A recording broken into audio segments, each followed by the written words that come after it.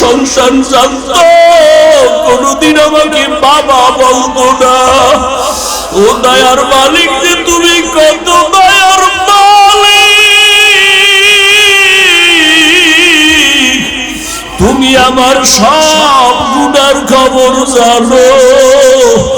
ও আল্লাহ, যুবকের আমার মাওলারে ডাক দে, দুই ফোঁটা চোখের পানি ছাড়, আর গুনার কত স্মরণ করে ক্ষমা চাও। আর আল্লাহরে বলো আমার মাওলা যে কেমন দয়ার মাওলা। ওরে দরওয়াজা জানালা বন্ধ করে মোবাইলে তারা যে গুনাহ করেছো, ওই দরওয়াজা জানালার ভেতরের গুনার খবর মাও জানে না, বাবাও জানে না। ওরে আমার মাওলারে ফাঁকি দিতে পারো নাই রে বাবা। আরে তোমার গুনার খবর যদি মা জানতো ঘর থেকে বের করে দিত। কিন্তু আমার মাওলা যে কেমন দয়ার মালিক, গুনাহ করছি দেখছে, এরপর ঘরের থেকে বের করে দেয় নাই, সম্মানের চেয়ার থেকে ফালাইয়া দেয় নাই। ও আল্লাহর বান্দারা, আজকে বাড়ি পাইছো, গাড়ি পাইছো, সন্তান, বিবি, পরিবার, ক্ষমতা সবই পাইলা, কিন্তু আজকে যেইগুলি পাইয়া পাগল, চিন্তা করে দেখছো এগুলি কিছুই তোমার আমার আপন না। ওরে আজরাইল আইসা যখন রূহ দইরা টান মারবে, ওরে তোমার আপন মা বাবা তোমারে ফেলে ফেলে আর ঘরে ঢুকাইবে না, সাদা কাপড়ের প্যাকেট বানাইয়া কবরের দেশে পাঠাইয়া দিবে। এতদিন যে মা বাবার জন্য এত পাগল হইলাম, কেউ আমার সাথে যাবে না। আমি আস্তে আস্তে দেখি আমার বন্ধু নাই, আমার পাশের লোকগুলো সব আলাদা হয়ে গেল।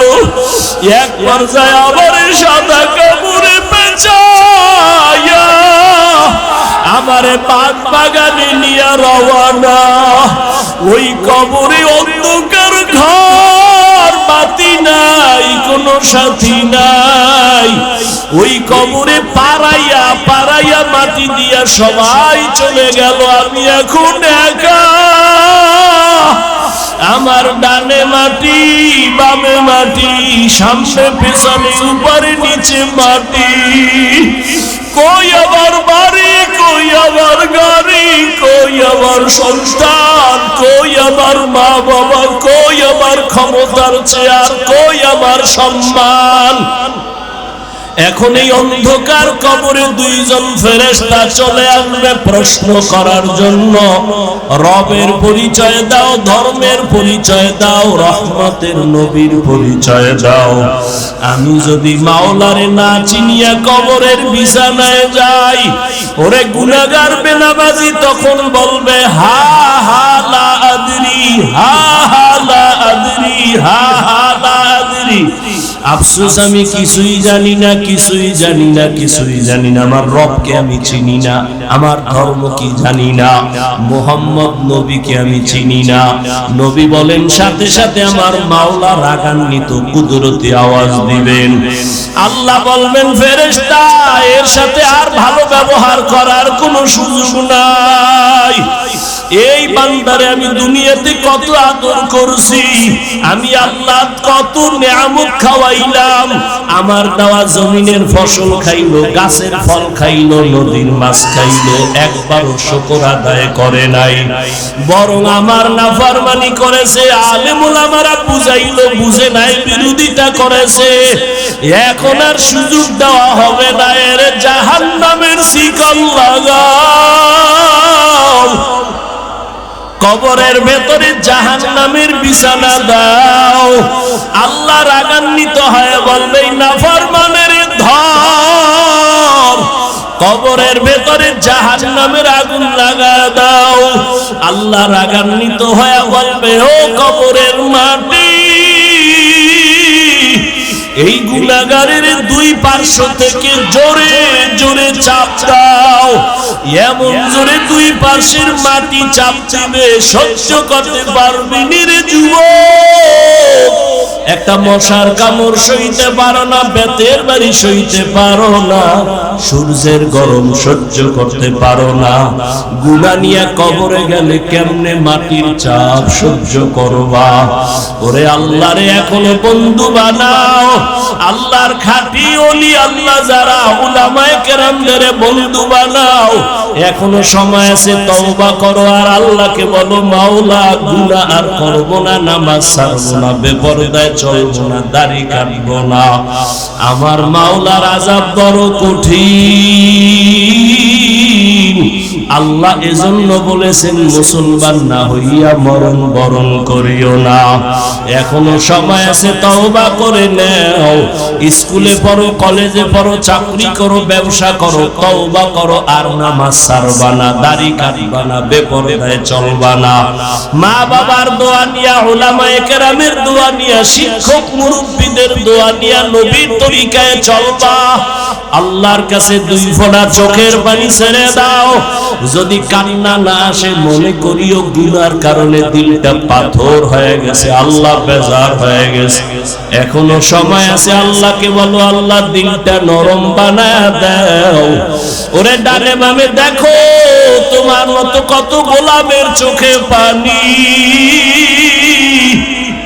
তোমার আমার চোখে কেন পানি নাই? গুনার কারণে আল্লাহ বেজার।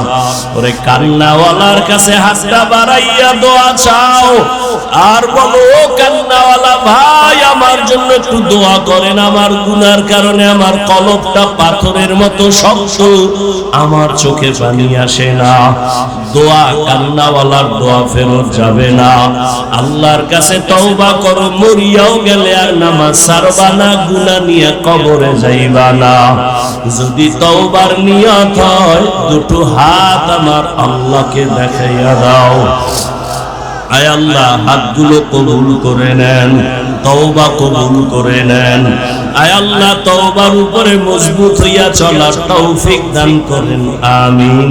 ওয়া হাবিবা রব্বিনা ওয়া তাবিবানা ওয়া তাবিবা কুলুবিনা ওয়া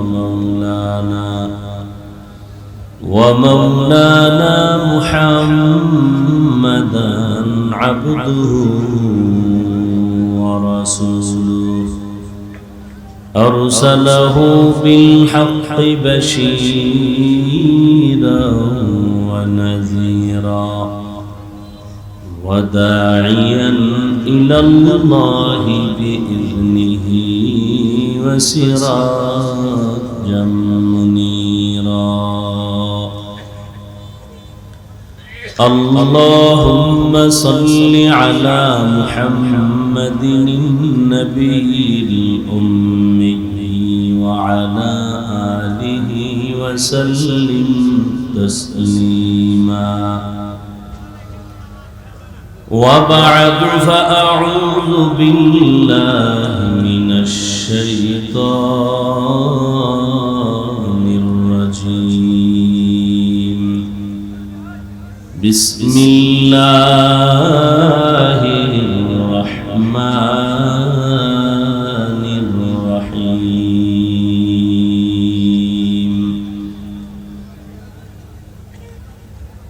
يا أيها الذين آمنوا اتقوا الله حق تقاته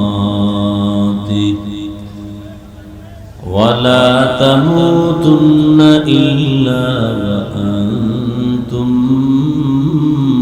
مسلمون وقال النبي صلى الله عليه وآله وسلم ألا كلكم راع وكلكم مسؤول عن رعيته أو كما قال النبي عليه الصلاة والسلام صدق الله مولانا العظيم وصدق رسوله النبي الأمي الكريم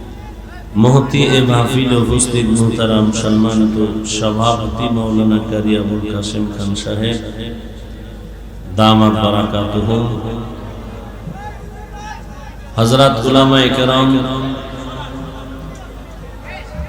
অত্র অঞ্চলের বিভিন্ন স্থান থেকে আগত আল্লাহ পাকের আশিকিন, জাকিরিন, শাকিরিন, মুহিব্বিন, মুরিদ্দিয়ান ইজাম, কলিজার টুকরা আমার সমবয়সী যুবক বন্ধুগণ, স্নেহের ছোট ভাই, পর্দার আড়ালে সম্মানিতা মা ও বোনেরা, আল্লাহ পাকের দরবারে লাখো কোটি শুকর ও সুজুদ যে মহান রব্বুল আলামিন ফিতনার যুগে আল্লাহ পাক আমাদেরকে সুস্থ রেখেছেন এবং এই বেহেশতের বাগানে ওলামায়ে কেরামদের এই বরকতি মজলিসে আমাদেরকে আসা ও বসার তৌফিক দান করেছেন। নেয়ামতের শুকর আদায়ার্থে ঈমানের আওয়াজকে উঁচু করে কাওয়াজে উচ্চ কণ্ঠে দিল থেকে জবান খুলে মহব্বতে পড়ি আলহামদুলিল্লাহ। দরুদ ও সালাম সৈয়দুল মুরসালিন রাহমাতুল লিল আলামিন শফিউল মুজনিবিন খাতামুন নবিয়্যিন সৈয়দুস সাকালাইন ইমামুল মুরসালিন হযরত মুহাম্মদুর রাসূলুল্লাহ সাল্লাল্লাহু আলাইহি ওয়া আলিহি ওয়াসাল্লামের উপর সর্বোপরি শুকর যাদের অক্লান্ত পরিশ্রমের মাধ্যমে আজ সুন্দর আয়োজন, সময় পরামর্শ অর্থ দিয়ে দোয়া করে উপস্থিত হয়ে মাইক লাইট প্যান্ডেলের ব্যবস্থাপনার মাধ্যমে সহযোগিতা যারা করেছেন প্রত্যেককেই আল্লাহ পাক রব্বুল আলামিন খেদমতের বরকতে দুনিয়াতে শান্তি, পরকালে চিরমুক্তির ব্যবস্থা করে দিন। ইয়াযকুরুনাল্লাহা কিয়ামা ওয়া কুউদা ওয়া আলা জুনুবিহিম, যারা আমার আল্লাহকে স্মরণ করে দাঁড়ানো অবস্থায়, বসা অবস্থায়, হাঁটা অবস্থায়, আমারে এই কথা বলার শক্তি দিছেন কে খুঁজে খুঁজে বের করে তিনি আমার আসল মালিক। আমি ঘুমের মধ্যে মরে গেছি, মরার দোয়াই তো করছিলাম, আল্লাহুম্মা বিসমিকা আমুতু, ও আল্লাহ তোমার নামে আমি মরি, মরে গেছি, তুমি যদি না উঠাও আমার মা উঠাইতে পারো। যারা হাঁটা চলা অবস্থায় সব সময় গবেষণা করে আমাকে কে বানাইলেন, আমাকে কে দাঁড় করাইলেন, যিনি শক্তি দিয়েছেন দাঁড়ানোর, ওই আল্লাহ যদি বসার শক্তি না দেয় বসতে পারবো না, বসার পরে যদি দাঁড়ানোর শক্তি না দেয় আমার আর দাঁড়ানো যাবে না। কদম একটা দিয়া সামনে কদম যদি দিতে না দেয় আমার আর কদম দেওয়া চলবে না। জ্ঞানী যারা এরা ভাববে আসমানকে বানাইলেন, একটা খুঁটি নাই, সামান্য একটা 3 খাড়ালের হ্যান্ডেল দুনিয়ার বাঁশগুলো দিয়ে খাড়া করছে, আর আল্লাহর এত বিশাল বড় আসমান, এখান থেকে 500 বছরের দূরত্ব প্রথম আসমান, এইভাবে একটা না 7টা আসমান আল্লাহ টানাইছে, উপর দিয়ে কোনো রশিও নাই, নিচের থেকে কোনো খুঁটিও নাই, কোনদিন নাড়াচাড়া করে না।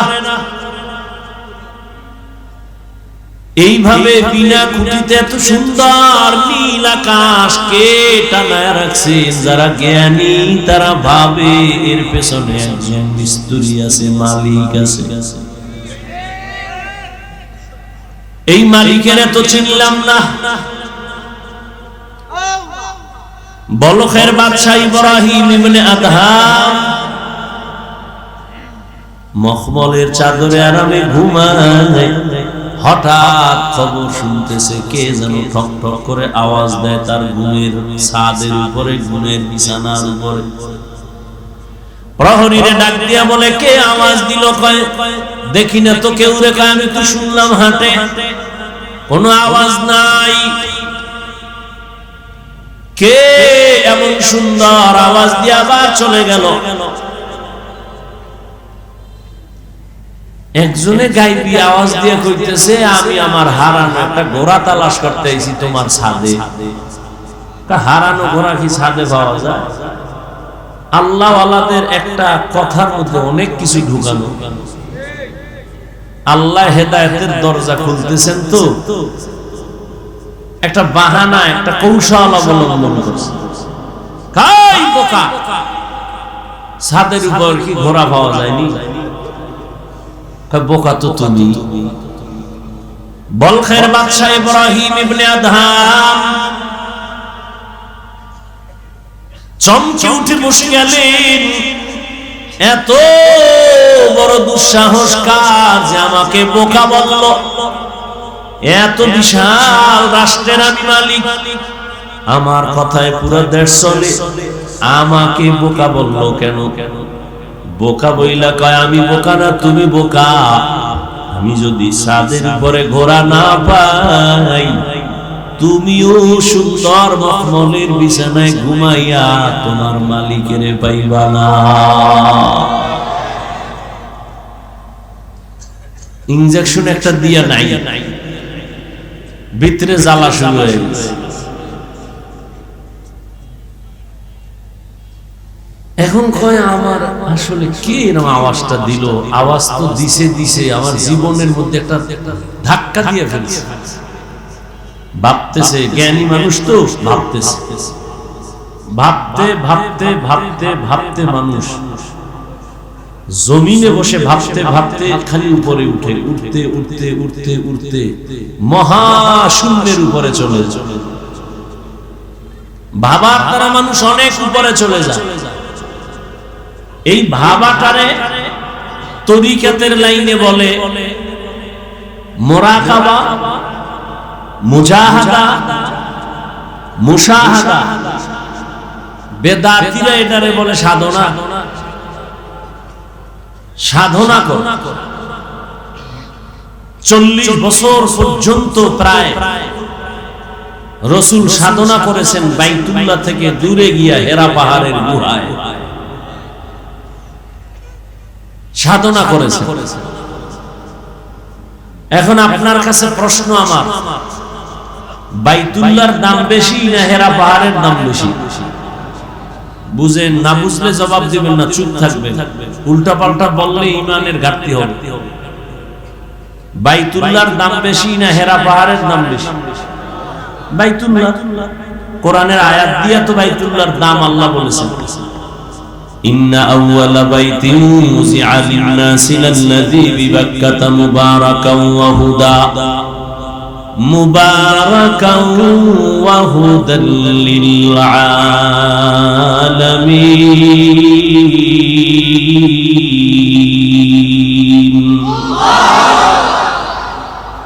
আল্লাহ বলেন, আমি জমিনটা বানাইয়া কোনো কিছুই বানাই না, একটা ঘর বানাইছি বাইতুল্লাহ।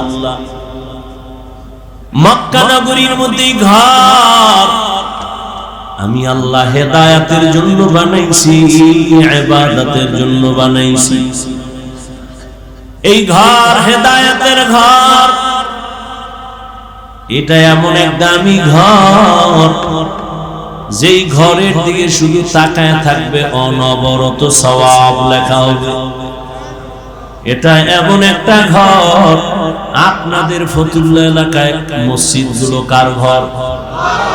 জমিনের সব মসজিদগুলো আমার আল্লাহর ঘর। তবে বাইতুল্লাহর মতো একটার মর্যাদা নাই।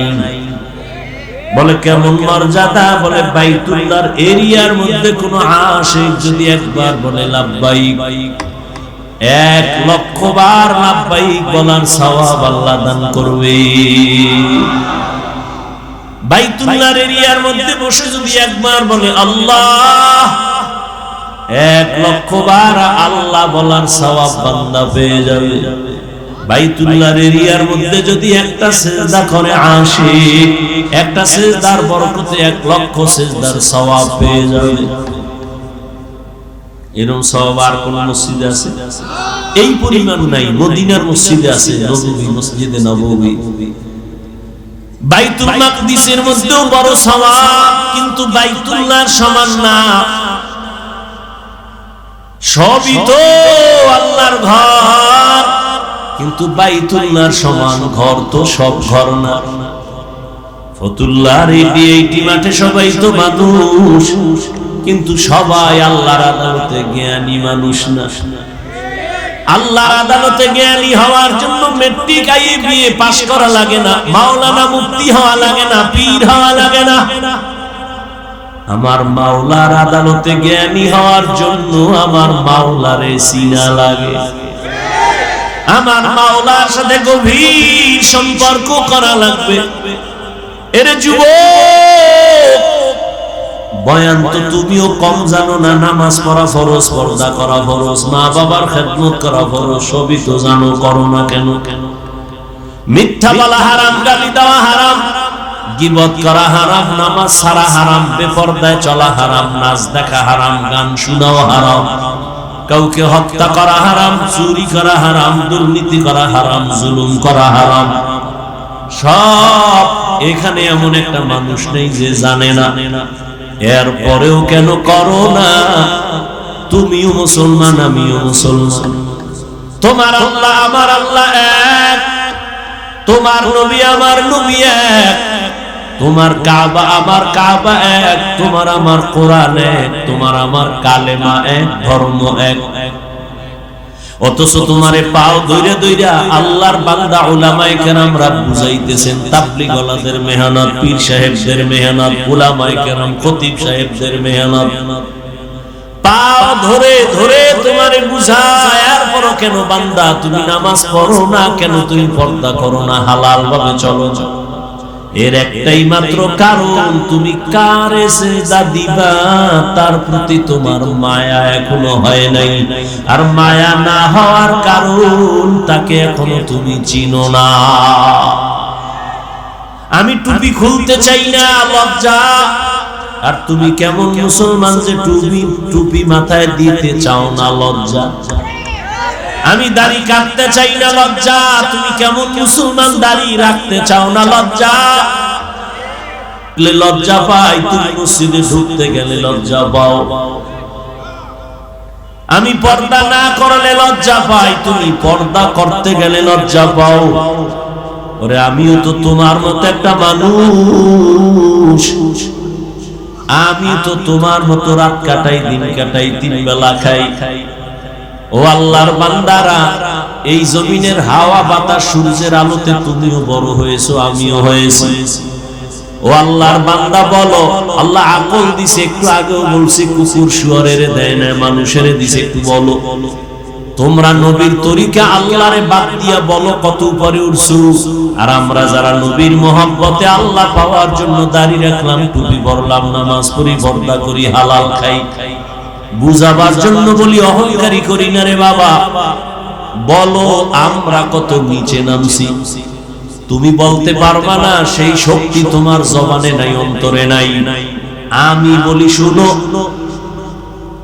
কেউ কাঁদতেছে পাইয়াও সব হারাইছি, আর একদল কাঁদে পাইয়াও পাই না। চেয়ারম্যানের চেয়ারের মেয়াদ শেষ।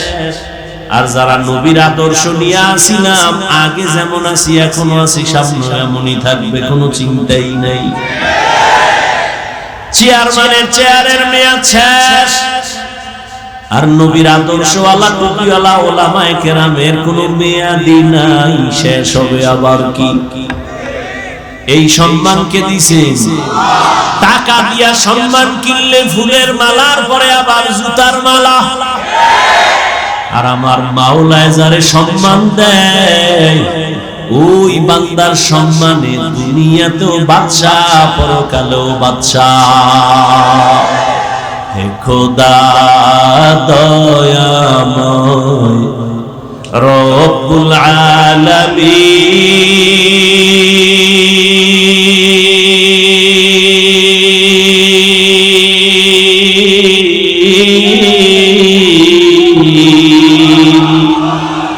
জীবনে মরণে ভয় কি হবে সেই দিন। হে খোদা ধরাতে আসিয়া আজি বড়ই অসহায়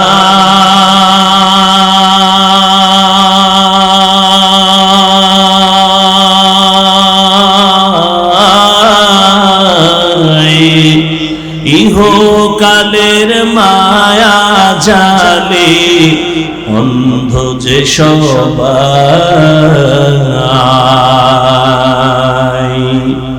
দাও হেদায়াত মুক্তি দাতা গফুরুর রহিম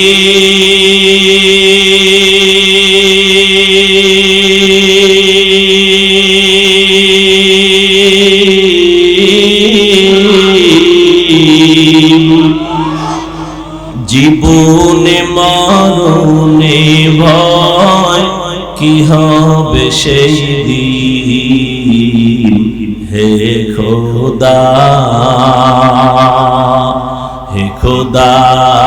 দয়াময় রব্বুল আলামিন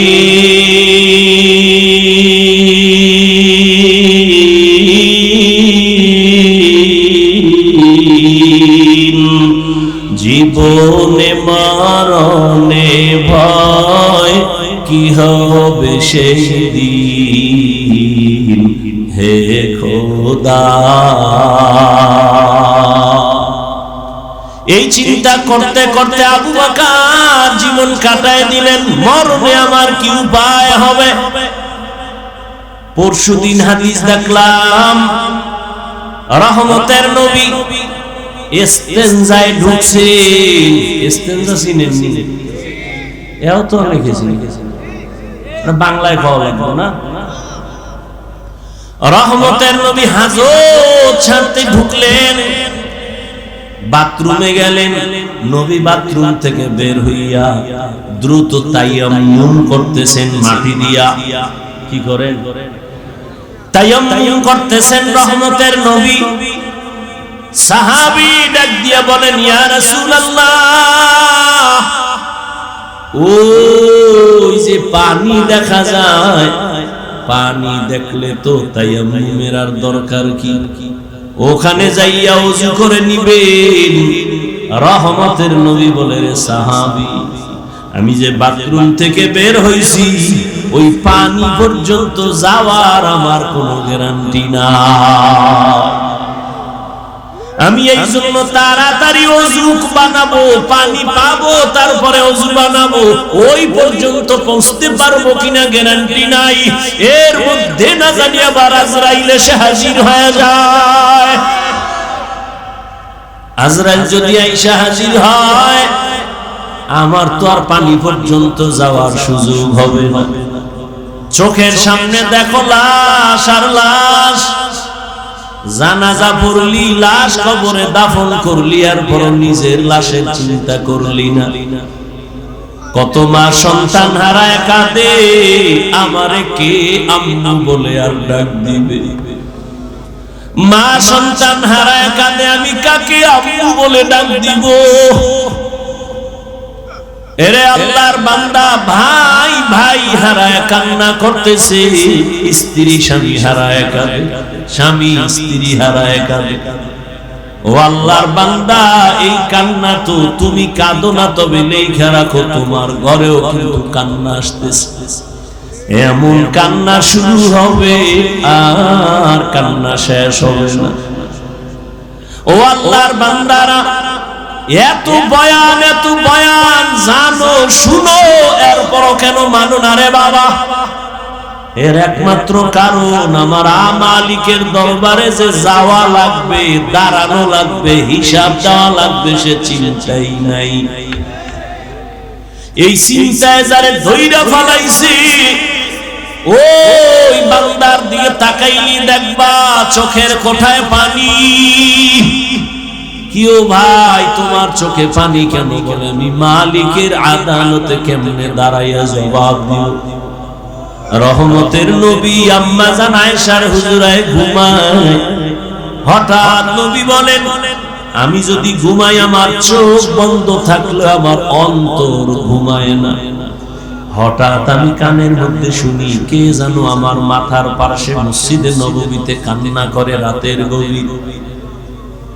আমি উঠলাম, উঠা আমি বের হইয়া তাকায় দেখি রাতের গভীরে নামাজে দাঁড়ায়া কে কান্না করে, দুনিয়ার কোন সাধারণ কেউ না, আমার কলিজার সাহাবী, জান্নাতের 1 নাম্বার সার্টিফিকেটধারী সাহাবী আবু বকর নামাজে দাঁড়ায়া দাঁড়ায়া কান্না করতেছি।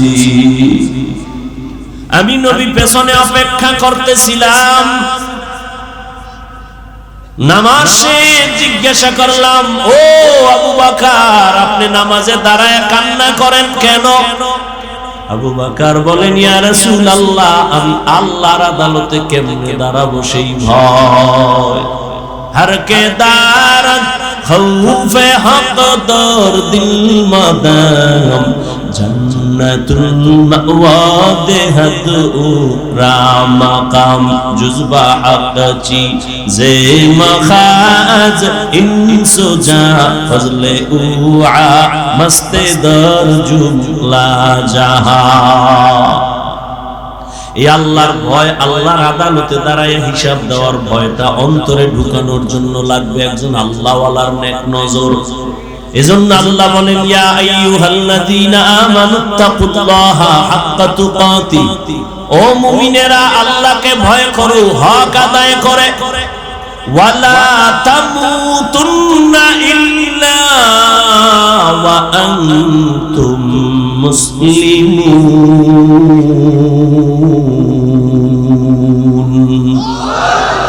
মুসলমান না হইয়া মরিও না, সাবধান। নবী বলেন, আলা কুল্লুকুম রাইন ওয়া কুল্লুকুম মাসউলুন আন রাইয়াতিহি। এই বুবেকা মোনাজাত দিয়ে দেব, মাওলায় যদি বাড়ি না নেয় কেমনে আগে বাড়ি যাবা? মাওলা না নিলে পারবা? একজনে 1.5 ঘন্টা আগে উঠে গেছে, তাড়াতাড়ি বাড়ি যাইব, আর একজনে মোনাজাত দিয়া কান্নাকাটি কইরে এরপরে রওনা হইছে বাড়ি যাব। ওই ঘটনা আছে না, সুলতান মাহমুদ গজনবীর ঘটনা, আয়াজের ঘটনা, এক ধনী বড় টাকাওয়ালা আর মালিক আর গোলামের ঘটনা।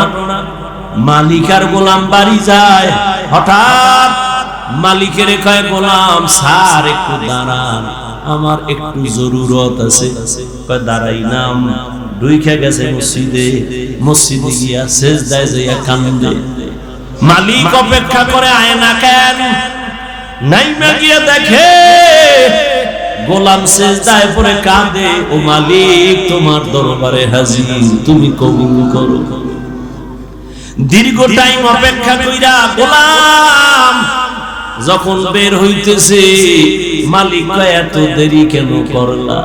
কয়, যেই মালিক তোমারে মসজিদে ঢুকায় না, ওই মালিক আমারে যেন কেমন বের হইতে দেয় না। মাছ পানি ছাড়া ভাল লাগে না, মাছ পানি পাইলে মনে করে আমার জীবন। আরে আমার মাওলা পাকের যারা আশিক, আল্লাহর মোহাব্বতের যারা গোলাম, ওরা দুনিয়ার রং তামাশায় ভুলে গেলে ভাল লাগে না। কখন জিকিরের ময়দানে ঢুকবে, কখন একটু আলেমের কাছে যাবে, কখন একটু কোরআনের তেলাওয়াতের আওয়াজ অন্তরে নিবে, কখন একটু জায়নামাজে দাঁড়াবে, কখন আমার মাওলাকে একটু মায়া কইরা ডাকবে, ও আল্লাহ। আরে আমার মাওলারে ডাকলেই তো বান্দা এত খুশি, আল্লাহর মোহাব্বত অন্তরে জমা হয়ে যায়। হানজালা নবীর সাহাবী, ঘটনা আপনারা নাম শুনছেন। হানজালা রহমতের নবীর বড় আশিক। একদিন রাস্তায় হাঁটে আর ঘুরে আর কয়, না ফাকা হানজালা, না ফাকা হানজালা, আমি হানজালা মুনাফিক হয়ে গেছি, মুনাফিক। ঘুরতে ঘুরতে দেখা ওমরের সাথে। এই হানজালা, কি চিল্লাও কেন? আমি মুনাফিক হয়ে গেছি। কয় কেন? কয় আমি নবীর কাছে যখন থাকি তখন আমার অন্তর এমন যে আমি আর কোন দুনিয়ায় নাই, এখন আমি আমার মালিকের নজরে বসে আছি, দরবারের রেসালাতের সামনে আছি। এখন আমার ছেলের চিন্তা নাই, মেয়ের চিন্তা নাই, বাড়ির চিন্তা নাই, গাড়ির চিন্তা নাই, টাকার চিন্তা নাই, ক্ষমতার চিন্তা নাই। এখন আমার চিন্তা আমি একজনারে পাইছি, আমার নবী। আমি এই নবীর হাত ধরে আমার মালিকের একটু কেমনে দেখবো, যেই নবীর চেহারা এত সুন্দর, একটা নজর নবীর চেহারা দিকে তাকাইলে পেটের ক্ষুধা থাকে না। মায়ার নবী এত সুন্দর, আমার মাওলা এর এত সুন্দর কইরা বানাইছেন। ওই মালিক আমার আল্লাহ না জানি কত সুন্দর। এত সুন্দর আসমান যিনি বানাইছেন তিনি কত সুন্দর, এত সুন্দর কণ্ঠ যিনি দান করছেন তিনি না জানি কত সুন্দর, এত সুন্দর রঙের ফুল বাগান সাজাইছেন তিনি কত সুন্দর। ওরে যারা মাওলার আশিক ওরা ভাবে আর খুঁজে আমার মালিক, আমার আল্লাহরে আমি তো এখনো পাইলাম না। ফুলের ঘেরান পাইলাম, কে বানাইলেন তারে তো পাইলাম না। ওরে আল্লাহর মুহাব্বত যার অন্তরে জমা হয়ে গেছে সে একবার আমার মাওলারে দেখার জন্য পাগল। হানজালা বলে আমি নবীর দরবারে থাকলে আমার অন্তর থাকে একরকম, আমি নবীর দরবারের বাইরে গেলে তখন আবার অন্তর দুনিয়ামুখী হয়ে যায়। আমার ছেলে, আমার বাড়ি, আমার গাড়ি, আমার টাকা, আমার পয়সা, আমার ক্ষমতা, আমার চেয়ার, এই সব আমার অন্তরে এসে জমা হয়, আমি মুনাফিক হয়ে গেছি। ওমর কয় তো এই অবস্থা তো আমারও হয়।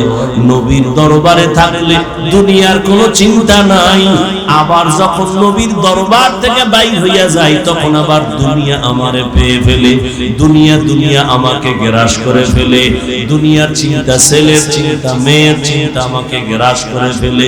এবার কথা চলো নবীর দরবারে চলে, সমাধান নেই। দুজনে যায় মুনাফিক হয়ে গেছে। ওমরও কয় আমি মুনাফিক হয়ে গেছি, হানজালাও কয় আমি মুনাফিক হয়ে গেছি। হঠাৎ আবু বকর সিদ্দিক রাদিয়াল্লাহু তাআলা আনহুর সামনে দাঁড়ানো। এই ওমর তুমি চিল্লাও কেন? কয় মুনাফিক হয়ে গেছি। হানজালাও কয় মুনাফিক হয়ে গেছি। কারণটা কি? বলে এই কারণ নবীজির দরবারে যখন থাকি মনে হয় যেন দুনিয়াতে আমার আর কিছু নেই, নবী আমার কলিজা, আমি নবীর হাত লাগাই আমার মালিক আল্লাহর সঙ্গে মোলাকাত করব। কিন্তু নবীর দরওয়াজা থেকে বের হইলে তখন আবার ঢুকে যায় ছেলে, মেয়ে, স্ত্রী, পরিবার, দুনিয়ার চিন্তা। আবু বকর কয় অবস্থা তো আমারও, মনে হয় আমিও মুনাফিক হয়ে গেছি। আমার মাওলার ভয়, আর তুমি নামাজে দাঁড়াইয়াও দোকান নিয়ে ভাবো, নামাজে দাঁড়াইয়াও ছেলের চিন্তা, মেয়ের চিন্তা, ঘরের চিন্তা, ক্ষমতার চিন্তা। ওরে আবু বকর, নবীর দরবার থেকে বের হইলে দুনিয়া, নবীর দরবারে থাকলে দুনিয়ার চিন্তা নাই। এরপর ভয়, কান্নার আওয়াজ। আর তোমার আমার তো নামাজের মধ্যেও দুনিয়া ঢুকানো, জিকিরের মধ্যেও দুনিয়া ঢুকানো। তোমার আমার চোখে পানিও নাই, কোনো আফসোসও নাই রে বাবা। নবীর দরবারে গেলেন, রহমতের নবী বলেন এমন যদি তোমাদের হয় আর ভয় লাগে, এটাই তোমাদের ঈমান যে শুদ্ধ পরিপক্ক, এটাই তার প্রমাণ। তোমাদের ঈমানে কোনো ভেজাল নাই। এরে নবীর আশিক ইব্রাহিম ইবনে আদহাম পাগলের মতো হয়ে গেল। কে আমাকে বোকা বলল? ঠিকই তো, আমার ওয়ার্ডারে বলখের মানুষগুলো দাঁড়ায় আর বসে, কিন্তু আমি তো একবারও চিন্তা করলাম না এই যে সূর্যটা উঠছে পূর্ব দিগন্তে, এই সূর্য তো আমার অর্ডারে উঠেও না, আমার অর্ডারে ডুবেও না। রাতের বেলা আকাশে চাঁদের আলো, আমার অর্ডারে চাঁদ উঠেও না, ডুবেও না। তাহলে এর পেছনে তো একজন মালিক আছে, নাই? ওই মালিকের তালাশ করছনি? এরে আল্লাহর বান্দা, তোমারে কেউ হাদিয়া পাঠাইছে, কে পাঠাইছে তার পরিচয় নাও, মোলাকাতের জন্য পাগল, দেখা করলে মনে হয় আরো হাদিয়া দিবে। যেই মাওলায় তোমারে আমারে মানুষ বানাইছেন, কুকুর বানান নাই, শুকর বানান নাই, আবার আখিরি নবীর উম্মত বানাইছে, এত সুন্দর জীবন আমাকে দান করছেন। আমার মতই তো কত মানুষ, ওই যাও ডিআইটি মসজিদের বারান্দায় যাও, বাইতুল মুকাররমে জুমার দিন গিয়া দেখো, পাও নাই, ভিক্ষা করে, দুইটা চোখের পাওয়ার নাই, বলে আমি অন্ধ, আমারে কিছু ভিক্ষা দাও। আমার মাওলায় যদি তোরে অন্ধ বানাইতেন রে যুবক, বল সারা রাত মোবাইলে নাচ গান কেমনে দেখতি? আমার মাওলায় যদি অন্ধ বানাইতেন, কে তোরে চক্ষু দান করত? আমার মাওলায় যদি তোরে বধির বানাইতেন, কে তোরে আর সুস্থ করত? কত মানুষ সুস্থ ছিল, হঠাৎ কইরা জ্বর আসছে, বিছানায় পড়ে একটা সাইট নষ্ট হয়ে গেছে, বিছানা থেকে এখন আর উঠতে পারে না, কণ্ঠ শেষ, জীবনটাই অর্ধেক হয়ে গেছে। এখন ছেলেও ভালো জানে না, মেয়েও ভালো জানে না। ও আমার ফতুল্লাহ এলাকার মুসলমান বাবা, ও বৃদ্ধ বাবাজি, ও যুবক, একটু চিন্তা করো বাবা, আমরা নবীর আদর্শ মানতে গিয়া কই আমগো তো না খাইয়া কেউ মরি নাই, সম্মান কমে নাই। আমি তোমাকে বলি না আমগো মতো হুজুর হয়ে যাও, একবারও বলি না রে বাবা, বরং তুমি স্কুলে পড়ো আলহামদুলিল্লাহ, কলেজে পড়ো, চাকরি করো, ব্যবসা করো আলহামদুলিল্লাহ, তবে ওখানে থাইকেই তুমি আমার মালিকের সাথে একটা লাইন লাগাও, ওখানে থাইকা নামাজের সিজদা দাও। চাকরি করিয়াও কি তোমার মতো নামাজি নাই? ব্যবসা করে নামাজ ছাড়ে না এরকম জেনারেল লাইনের মানুষ কি নাই?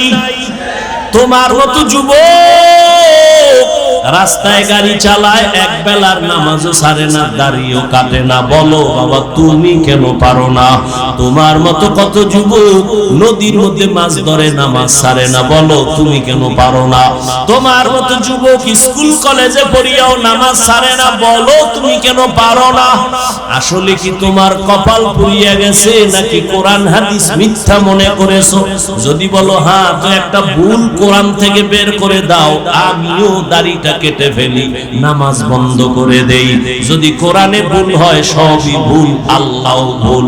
আর যদি বলো না আল্লাহর কোরআন সত্য, তো আল্লাহ আছেন সত্য, গুনাহ নিয়ে কবরে গেলে আযাব হবে তাও সত্য, নেক আমল নিয়ে যদি যাও জান্নাত পাইবা তাও সত্য। আল্লাহর কোরআন মিথ্যা না সত্য? ওই কোরআনে জান্নাতের বয়ান আসেনি, ওই কোরআনে জাহান্নামের বয়ান আসেনি। কে জান্নাতে যাবে, কে জাহান্নামে যাবে আল্লাহ তাও বলেছেন। মনটাকে শুধু বুঝাইও। হাফিজুর রহমান ভাই তো আমাদেরকে হুজুর হওয়ার জন্য তাকিদ দেয় নাই, হাফিজ ভাই তো কওমি মাদ্রাসায় যাইতে বলে নাই, হাফিজুর রহমান তো তাবলীগ না গেলে জাহান্নামে যাবা বলে নাই। কি বলছে?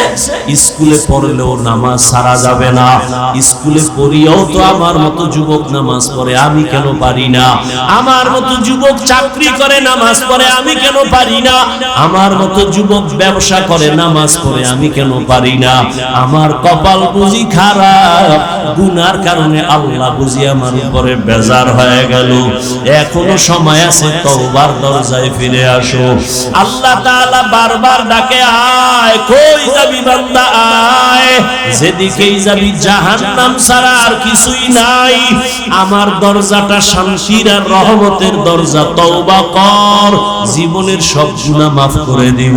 পাঁচ বেলার নামাজ পড়ো, মা বাবার দোয়া নাও, বেয়াদবি করিও না, শিক্ষকের দোয়া নাও, বেয়াদবি করিও না, উলামায়ে কেরামের পরামর্শ নিয়ে নামাজ পড়ো, দাঁড়িয়ে রাখো, মা বাবার দোয়া নিয়ে চলো, চাকরি করো, ব্যবসা করো, হালাল ভাবে চলো, হারাম খাইও না, কারো হক নষ্ট করিও না, কারো উপরে জুলুম করিও না। যদি এমন অবস্থায় তুমি নেক আমল নিয়ে কবরে যাইতে পারো, তোমার কবর হবে জান্নাতের বাগান। আল্লাহ তাআলা আরামের বিছানা দিবেন ফেরেশতার মাধ্যমে ঘুমানোর জন্য।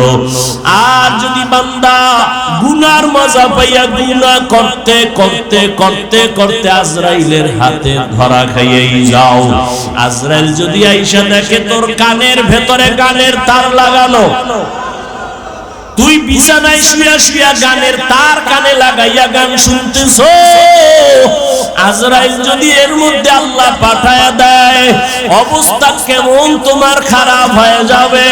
ঈমান নাই, কালেমাও তোমার জবানে আর আসবে না। নবী বলে একটা জ্যান্ত ছাগলের চামড়া খুললে যেমন কষ্ট পায়, একটা গুনাহগার বেনামাজি রূহটা যখন আজরাইল নেয় সেই কষ্ট শুরু হয়ে যায়। আজরাইলকে দেখে এক হাত মাশরিকে আর এক হাত মাগরিবে, পা জমিনে মাথা আসমানে, চক্ষু দুইটা বড় বড়। এখানে দেখাই গুনাহগারের কলিজার মধ্যে কম্পন শুরু হয়ে যায়। আর যেই জাহান্নাম আল্লাহ বানাইছেন, ওই গুনাহগারেরা জাহান্নামের ছবিটা দেখায়া দেয়। ও আল্লাহর বান্দা, তুমি আমি তো মানুষের কাতারেই নাই। যারা মানুষ, ওই যে আবু বকরের কথা বলতেছিলাম, রহমতের নবী যার কোনো গুনাহ নাই, তিনিও কান্না করতেছেন আল্লাহর আদালতের হালাতের কথা চিন্তা করিয়া। আম্মা জান আয়েশা রাদিয়াল্লাহু আনহা বলেন, নবীজিকে আমি জিজ্ঞাসা করলাম, নবী আমার রুমে বৈশা কাঁদেন কেন?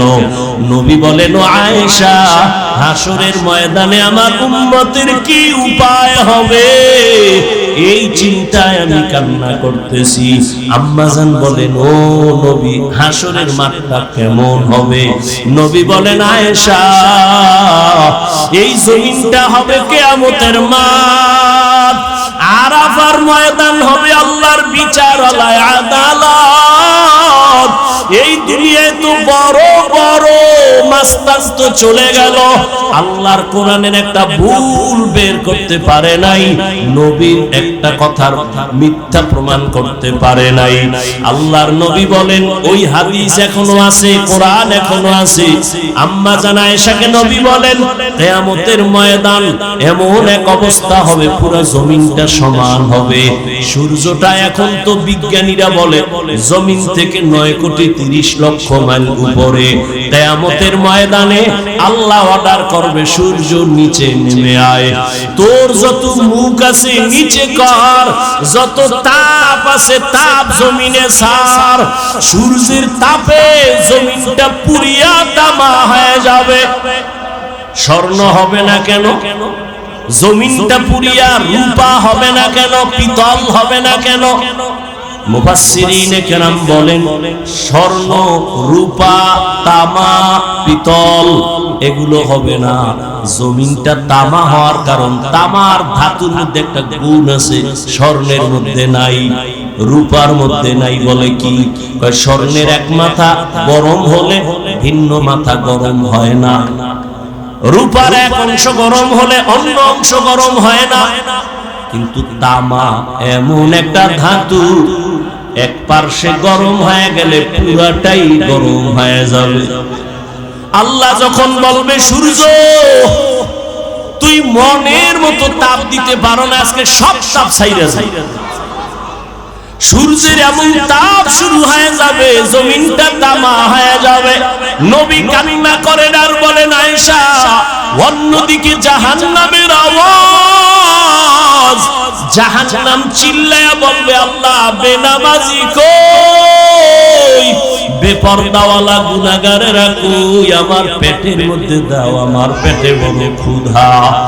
আল্লাহ বলবে, জাহান্নাম একটু অপেক্ষা কর, আমি বিচারটা শেষ করে নেই, তারপরে তোর খোরাক আমি দিতেছি।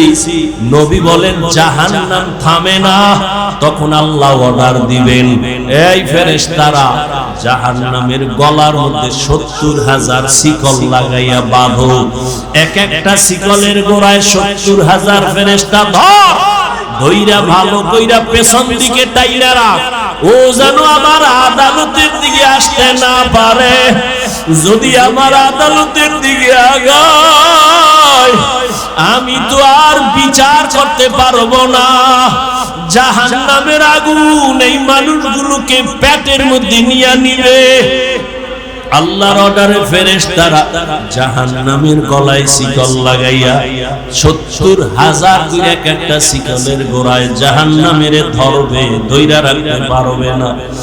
এত চিল্লানি দিয়া বলবে, আল্লাহ বেনামাজি গুনাহগার আমার খোরাকগুলো দাও কোথা।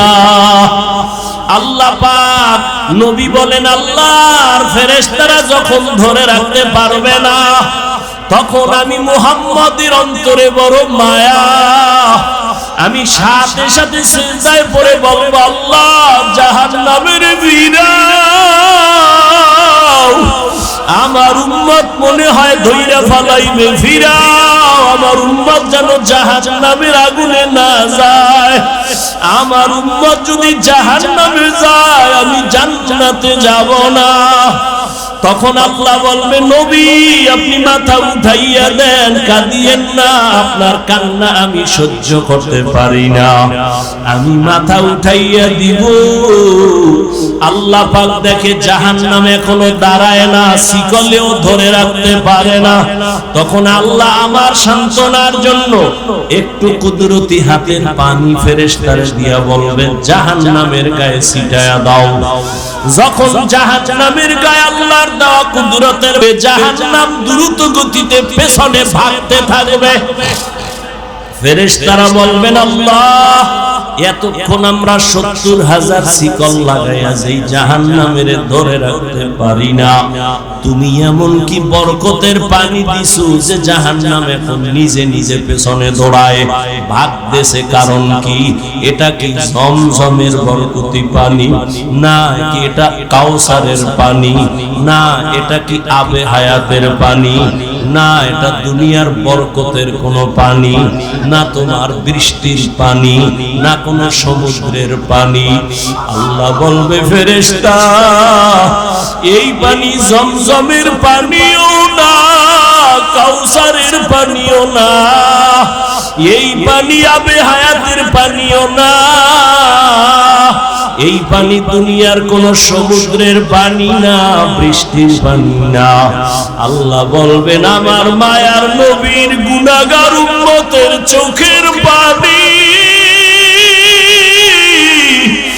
দুনিয়াতে আমার মায়ার নবীর উম্মতের গুনার কথা স্মরণ করে কাঁদতো। মানুষ যখন ঘুমায়া যাইতো আমার আশিকের কান্না শুরু হয়ে যাইতো। গভীর রাতে সিজদায় পড়ে বলতো, দয়ার মালিক আমার মতো গুনাহগার এই জমিনে আর কেউ নাই। গুনার কারণে আমার হাত না পাক, আমার চোখ না পাক, আমার জিহ্বা না পাক, আমার অন্তর না পাক। আয় আল্লাহ, তোমার দেওয়া সূর্যের আলো, পানি, বাতাস সব নিয়ামত খাইয়া তোমার নাফরমানি করেছি। আজ আমি গুনার কারণে মনে হয় আমার জাহান্নাম ছাড়া উপায় নাই। আমার গুনার খবর আমার মাও জানে না, বাবাও জানে না, ভাই বোন স্ত্রী পরিবারের কেউ জানে না। আমার গুনার খবর আমার মা বাবায় যদি জানতো লাঠি মেরে ঘর থেকে বের করে দিত। আমার গুনার খবর যদি আমার স্ত্রী জানতো আমাকে স্বামী বলে গ্রহণ করতো না। আমার গুনার খবর যদি আমার সন্তান জানতো কোনদিন আমাকে বাবা বলতো না। ও দয়ার মালিক যে তুমি কত দয়ার মালিক, তুমি আমার সব গুনার খবর জানো। ও আল্লাহ, যুবকের আমার মাওলারে ডাক দে, দুই ফোঁটা চোখের পানি ছাড়, আর গুনার কত স্মরণ করে ক্ষমা চাও। আর আল্লাহরে বলো, আমার মাওলা যে কেমন দয়ার মাওলা। ওরে দরওয়াজা জানালা বন্ধ করে মোবাইলে তারা যে গুনাহ করেছো, ওই দরওয়াজা জানালার ভেতরের গুনার খবর মাও জানে না, বাবাও জানে না। ওরে আমার মাওলারে ফাঁকি দিতে পারো নাই রে বাবা। আরে তোমার গুনার খবর যদি মা জানতো ঘর থেকে বের করে দিত। কিন্তু আমার মাওলা যে কেমন দয়ার মালিক, গুনাহ করছি দেখছেন, এরপর ঘরের থেকে বের করে দেয় নাই, সম্মানের চেয়ার থেকে ফালাইয়া দেয় নাই। ও আল্লাহর বান্দারা, আজকে বাড়ি পাইছো, গাড়ি পাইছো, সন্তান, বিবি, পরিবার, ক্ষমতা সবই পাইলা, কিন্তু আজকে যেইগুলি পাইয়া পাগল, চিন্তা করে দেখছো এগুলি কিছুই তোমার আমার আপন না। ওরে আজরাইল আইসা যখন রূহ দইরা টান মারবে, ওরে তোমার আপন মা বাবা তোমারে ফেলে দিবে, আর ঘরে ঢুকাইবে না। সাদা কাপড়ের প্যাকেট বানাইয়া কবরের দেশে পাঠাইয়া দিবে। এতদিন যে মা বাবার জন্য এত পাগল হইলাম, কেউ আমার সাথে যাবে না। আমি আস্তে আস্তে দেখি আমার বন্ধু নাই, আমার পাশের লোকগুলো সব আলাদা হয়ে গেল। এক পর্যায়ে আবার সাদা কাপড়ে পেঁচাইয়া আমারে পাক বাগানে নিয়ে রওয়ানা। ওই কবরে অন্ধকার ঘর, বাতি নাই, কোনো সাথী নাই। ওই কবরে পাড়াইয়া পাড়াইয়া মাটি দিয়া সবাই চলে গেল, আমি এখন একা। আমার ডানে মাটি, বামে মাটি, সামনে পেছনে উপরে নিচে মাটি। কই আমার বাড়ি, কই আমার গাড়ি, কই আমার সন্তান, কই আমার মা বাবা, কই আমার ক্ষমতার চেয়ার, কই আমার সম্মান। এখন এই অন্ধকার কবরে দুইজন ফেরেশতা চলে আসবে প্রশ্ন করার জন্য। রবের পরিচয় দাও, ধর্মের পরিচয় দাও, রহমতের নবীর পরিচয় দাও। আমি যদি মাওলারে না চিনিয়া কবরের বিছানায় যাই, ওরে গুনাহগার বেনামাজি তখন বলবে হা হা লা আদরি, হা হা লা আদরি, হা হা লা আদরি। আফসোস, আমি কিছুই জানি না, কিছুই জানি না, কিছুই জানি না। আমার রবকে আমি চিনি না, আমার ধর্ম কি জানি না, মুহাম্মদ নবীকে আমি চিনি না। নবী বলেন সাথে সাথে আমার মাওলা রাগান্বিত কুদরতি আওয়াজ দিবেন। আল্লাহ বলবেন ফেরেশতা, এর সাথে আর ভালো ব্যবহার করার কোনো সুযোগ নাই। এই বান্দারে আমি দুনিয়াতে কত আদর করছি, আমি আল্লাহ কত নিয়ামত খাওয়াইলাম। আমার দেওয়া জমিনের ফসল খাইলো, গাছের ফল খাইলো, নদীর মাছ খাইলো, একবারও শুকর আদায় করে নাই, বরং আমার নাফরমানি করেছে। আলেম ওলামারা বুঝাইলো, বুঝে নাই, বিরোধিতা করেছে। এখন আর সুযোগ দেওয়া হবে না, এর জাহান্নামের শিকল লাগাও, কবরের ভেতরে জাহান্নামের বিছানা দাও। আল্লাহ রাগান্বিত হয়ে বলবে নাফরমানের ধর, কবরের ভেতরে জাহান্নামের আগুন লাগা দাও। আল্লাহ রাগান্বিত হয়ে বলবে ও কবরের মাটি, এই গুনাহগারের দুই পার্শ্ব থেকে জোরে জোরে চাপ দাও।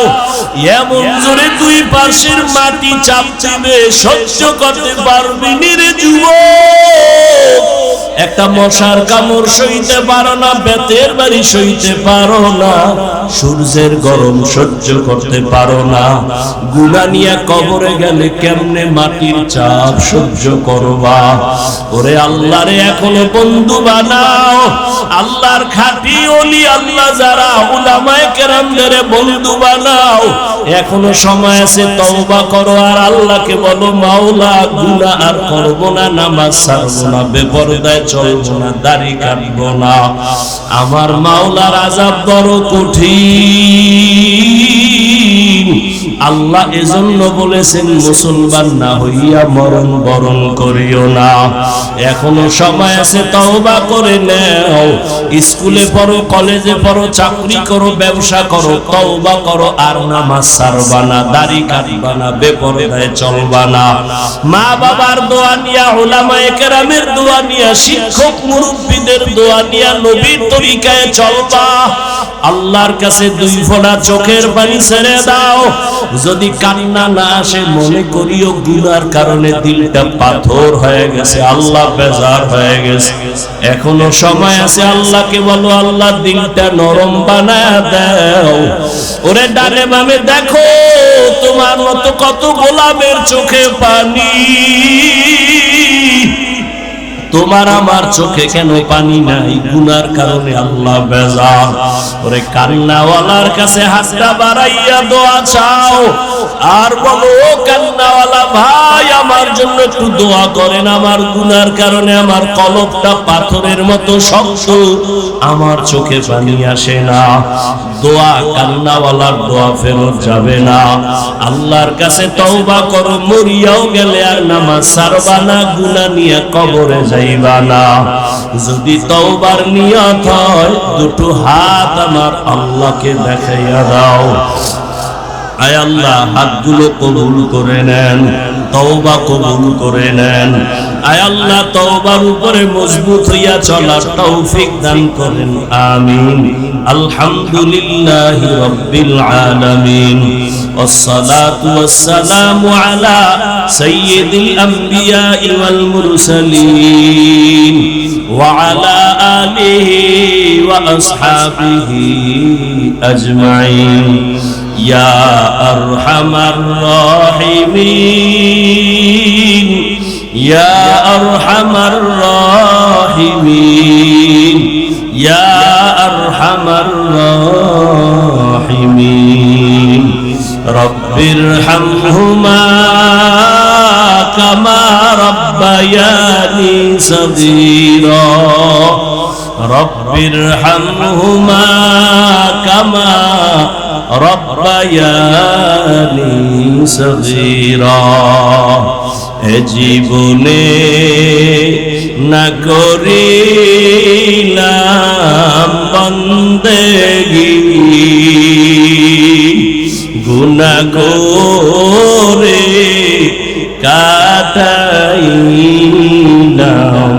জিন্দেগি। তওবা করে আবার তওবা ভাঙ্গিলাম,